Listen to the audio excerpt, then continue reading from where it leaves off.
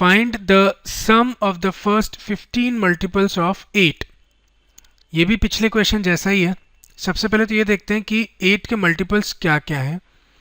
The multiples of 8 are, सबसे पहला multiple तो 8 इटसेल्फ होगा, देन 16, 8 2 16 होता है, then 24, 8 3 24, then 32, 8 4 32 and so on. ऐसे और भी आपको नंबर्स मिलेंगे आगे जो 8 के मल्टीपल्स होंगे।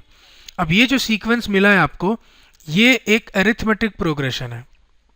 रीजन आप समझ गए होंगे, किसी भी दो कंसेक्यूटिव टर्म्स के बीच का जो डिफरेंस है वो सेम है। जब आप 16 माइनस 8 करेंगे आपको 8 मिलेगा, 24 माइनस 16 से भी आपको 8 मिलेगा, 32 माइनस 24 से भी आपको 8 मिलेगा। Since the difference between any two consecutive terms in the given sequence is same, therefore the given list of numbers is an arithmetic progression. और इसका first term as well as common difference दोनों ही 8 है, first term भी 8 है और common difference भी 8 है। और आपको फाइंड क्या करना है, we have to find sum of first 15 multiples. We have to find sum of first 15 multiples.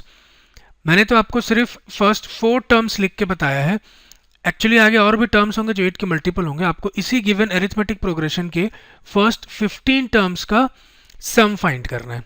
ठीक, we know that sum of n terms of an AP is equal to n by 2 into 2a plus n minus 1 into d। इस बार n की value आपके पास 15 है क्योंकि आपको first 15 multiples का sum find करना है।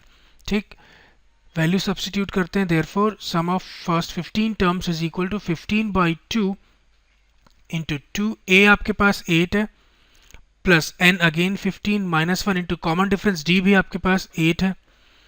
On further solving we get 15 upon 2 into 8 2 is 16 plus 15 minus 1 is 14 and 14 8 जा होता है 112।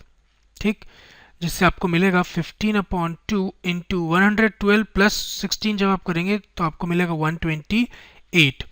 और ये 128 जो है वो 2 से कैंसिल होगा, 2 1 जा एंड 264 जा। तो फाइनली आपको 15 और 64 का प्रोडक्ट निकालना है और इन दोनों का प्रोडक्ट होता है 960। ठीक, तो सम ऑफ फर्स्ट 15 मल्टीपल्स आपको कितना मिल गया, 960। आप एग्जाम में फाइनल आंसर कैसे लिखेंगे, therefore sum of first 15 multiples of 8 is 960. This completes our solution. Let us see the 14th question.